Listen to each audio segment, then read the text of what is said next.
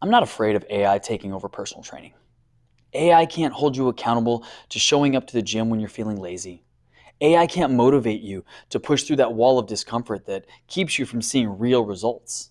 When you feel like quitting, AI can't remind you of your why, the real reason you decided to make a change in your life.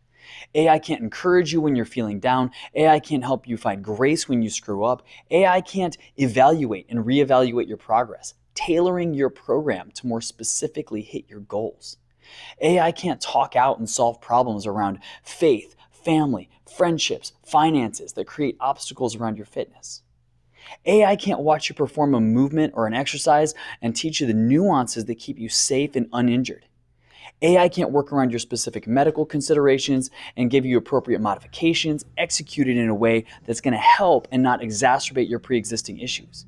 AI can't help shift the way you think about health, fitness, and even yourself, breaking the false beliefs that drive your behaviors, keeping you stuck in an endless loop of unhealthiness.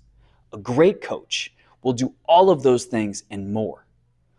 And you can find great coaches at Unbroken Fitness Solutions. And that's why